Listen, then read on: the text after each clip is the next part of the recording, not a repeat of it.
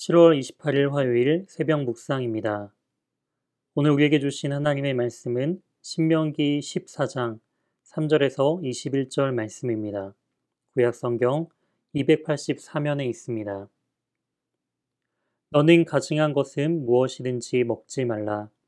너희가 먹을 만한 짐승은 이러하니 곧 소와 양과 염소와 사슴과 노루와 불구스름한 사슴과 산염소와 볼기가 흰 노루와 뿔이 긴 사슴과 산양들이라. 짐승 중에 굽이 갈라져 쪽발이 되고 새김질도 하는 모든 것은 너희가 먹을 것이니라. 다만 새김질을 하거나 굽이 갈라진 짐승 중에도 너희가 먹지 못할 것은 이것이니 곧 낙타와 토끼와 사반. 그것들은 새김질을 하나 굽이 갈라지지 아니하였으니 너희에게 부정하고 돼지는 굽이 갈라졌으나 새김질을 못하므로 너희에게 부정하니 너희는 이런 것의 고기를 먹지 말 것이며 그 사체도 만지지 말 것이니라. 물에 있는 모든 것 중에서 이런 것은 너희가 먹을 것이니 지느러미와 비늘 있는 모든 것은 너희가 먹을 것이요 지느러미와 비늘이 없는 모든 것은 너희가 먹지 말지니 이는 너희에게 부정함이니라.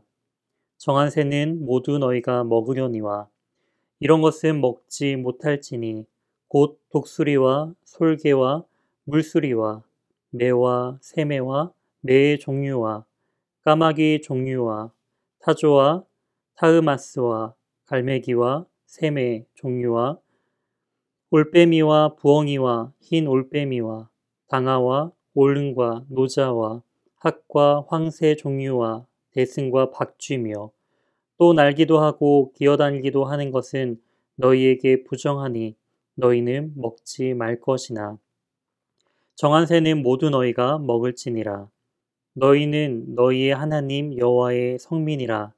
스스로 죽음 모든 것은 먹지 말 것이나 그것을 성중에 거류하는 객에게 주어 먹게 하거나 이방인에게 파는 것은 가하니라. 너희 염소 새끼를 그 어미의 젖에 삶지 말지니라. 오늘 본문을 중심으로 식생활에서의 구별됨이라는 제목으로 하나님의 말씀을 증거하도록 하겠습니다. 오늘 본문은 음식 규례에 관한 내용을 말씀하고 있습니다. 3절의 말씀처럼 가증한 것은 무엇이든지 먹지 않는 것을 명령하시면서 먹을 수 있는 짐승의 종류와 먹을 수 없는 짐승을 나열하고 있습니다. 이러한 규정은 이미 레위기 11장에 규정된 내용입니다. 신명기 14장과 차이가 있다면 레위기 11장은 조금 더 많은 분량으로 말씀을 하셨다면 여기 본문인 신명기에서는 구체적인 그 짐승들의 종류를 나열하면서 설명하고 있다는 그런 차이점이 있습니다. 또한 본문 신명기 14장에서 이제 언급하고 있는 짐승들을 이제 구분해 본다면은 4절부터 8절은 땅에 서식하는 짐승을 이제 설명하고 있고요. 9절부터 10절은 물에 서식하는 물고기를, 또한 11절부터 20절은 하늘에 나는 새에 관련된 그러한 짐승들을 소개하고 있습니다. 이처럼 땅과 물과 하늘을 상징하면서 바로 천지 만물을 상징하고 있다라는 것을 우리는 살펴볼 수가 있습니다. 그리고 모든 만물을 창조하신 하나님께서 이러한 짐승들 가운데서 정한 것과 부정한 것을 정하시고 정한 것은 인간이 먹을 수 있고 부정한 것은 먹을 수 없다라고 규정하신데 우리는 이러한 하나님의 마음을 깨달아야 합니다. 이 모든 것이 바로 하나님의 주권임을 우리는 알 수가 있는 것이죠.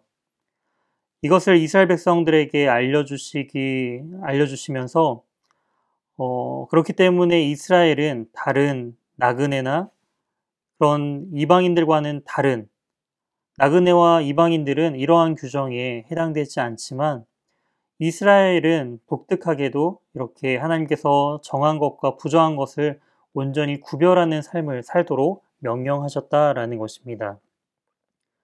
본문 21절을 다시 한번 살펴보도록 하겠습니다. 너희는 너희 하나님 여호와의 성민이라. 스스로 죽은 모든 것은 먹지 말 것이나 그것을 성중에 거류하는 객에게 주어 먹게 하거나 이방인에게 파는 것은 가하니라. 너는 염소 새끼를 그 어미의 젖에 삼지 말지니라. 본문은 먹는 것을 통해 이스라엘 사회의 구성원을 세 종류로 구분하고 있습니다. 바로 첫 번째는 이스라엘 민족, 그리고 두 번째는 거류하는 객, 세 번째는 이방인으로 이렇게 구분해 놓고 있는 것을 볼 수가 있습니다. 거류하는 객이나 이방인에게는 스스로 죽은 짐승을 먹는데 아무런 문제가 없죠. 그렇기 때문에 이스라엘 백성들은 스스로 죽은 짐승을 발견하면 그것을 나그네에게 주거나 이방인에게 팔 수도 있었습니다. 그런데 이스라엘에게만 이렇게 적용된 이러한 규례는 왜 이러한 차이점이 있는 것일까요? 왜 거류하는 객이나 이방인들이 지키지 아니하는 그러한 부분까지도 이스라엘은 지켜야만 했을까요? 그것은 이스라엘 사회 구성원들 사이에서 가장 좁은 길, 즉 구별된 삶을 살아가야 함을 바로 하나님께서는 말씀해주고 있습니다. 이것이 바로 오늘날 이 시대를 살아가는 하나님의 백성된 우리에게도 동일하게 주어진 명령이다라는 사실을 우리는 기억해야 합니다. 우리도 세상 사람들과 다를 바 없이 모든 것을 행동할 수도, 볼 수도, 먹을 수도 있는 그러한 자유가 있습니다. 하지만 그 자유마저도 하나님의 말씀이라면, 바로 하나님의 영광을 위해서라면 이 모든 것도 포기하는, 바로 거룩하게 구별된 삶이 필요하다라는 그러한 의미가 오늘날 동일하게 이 말씀이 우리에게 적용되는 사실을 우리는 기억해야 합니다. 또한 우리가 읽었던 본문 21절의 마지막 부분을 보시게 되면은 너는 염소 새끼를 그 어미의 젖에 삼지 말지니라 라는 명령을 이제 하시는 것들을 볼 수가 있는데요.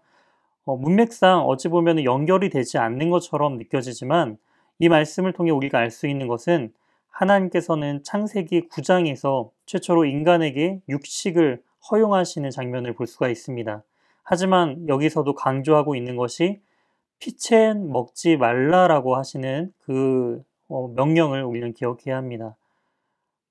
육식을 허용하셨음에도 불구하고 그 피는 생명이기 때문에 그 생명의 귀중함을 잊지 말도록 강조하신 것처럼 하나님께서 허용하셨다고 해서 그 염소 새끼는 분명히 정한 짐승이기 때문에 인간이 이제 편하게 먹을 수 있는 그러한 짐승이라고 해도 그 어미의 젖에 삶아 먹는 그 무절제한 탐욕을 절제해야 함을 말씀해주고 있습니다.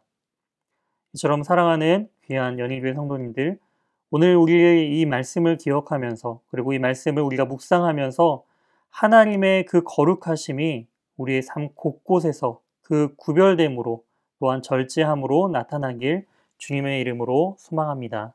함께 기도하시겠습니다. 모든 만물을 창조하시며 우리를 하나님의 거룩한 백성으로 택하신 주님 감사드립니다. 우리가 주님의 거룩하심을 본받아 우리의 삶 속에서 세상과 구별되어 하나님께서 원하시는 삶을 살아갈 수 있는 힘과 용기를 허락해 주시고 주님 안에서 진정한 평안과 자유를 누릴 수 있도록 인도하여 주시옵소서. 우리의 모든 삶 주님께 온전히 의탁드리오며 이 모든 말씀 살아계신 예수 그리스도의 이름으로 기도드립니다. 아멘. 다음 기도 제목을 가지고 함께 기도하시겠습니다. 첫 번째, 오늘 말씀을 기억하며 하나님의 영광을 위해 구별되어야 할 것이 무엇인지 분별할 수 있는 그런 지혜로운 삶을 살아갈 수 있는 그런 은혜를 허락해달라고 기도해 주시기 바랍니다. 두 번째, 담임 목사님 청빙을 위해 기도해 주시기 바랍니다. 연희교회가 한 몸을 이루는 지체로서 머리 되신 예수님의 말씀과 뜻을 잘 전달할 수 있는 준비된 목회자를 모실 수 있도록 성도님들의 영혼을 사랑하고 푸른 초장으로 인도하며 영혼의 생수를 마시며 성장시키는 목회자를 모실 수 있도록 사람의 생각과 방법이 아닌 오직 주님의 뜻과 방법으로 준비된 목회자를 모실 수 있도록 기도해 주시기 바랍니다. 세 번째, 코로나19의 조속적인 종식과 교회와 모든 성도들의 안전을 위해 기도해 주시기 바랍니다. 네 번째, 최종걸 지영준 선교사님의 사역과 가정 그리고 건강을 위해 기도해 주시기 바랍니다. 다섯 번째, 입원 요양 치료 중인 환우의 회복을 위해 기도하실 때에 오늘은 성지의 권사님을 위해 기도해 주시기 바랍니다. 축농증으로 기침이 심하신데 건강이 빨리 회복될 수 있도록 함께 기도해 주시길 바랍니다.